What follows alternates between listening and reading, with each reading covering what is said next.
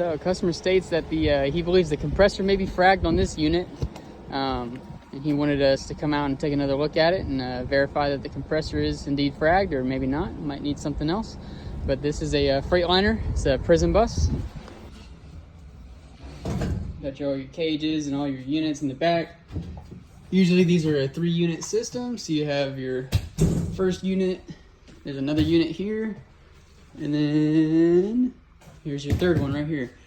So these are all run off of the main compressor on the front of the vehicle, and they all have their own separate evaporators and expansion valves on each unit.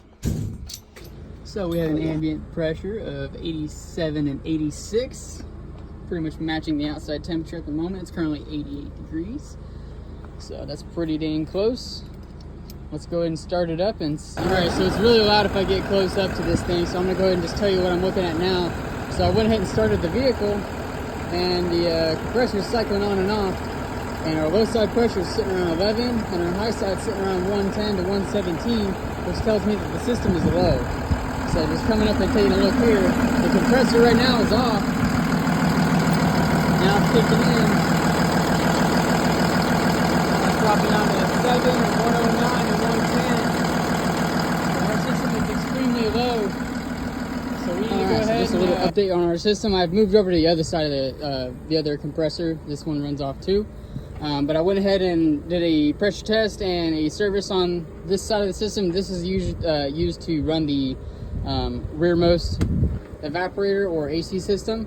So this system in here had no leaks, couldn't pick up anything on my pressure test, sucked it down, put a vacuum on it, and went ahead and charged it up with about 5.5 pounds of Freon, and it's running perfect at 40 psi and about 230 psi on the high side, which is going to be our front unit and our main 2 units towards the front.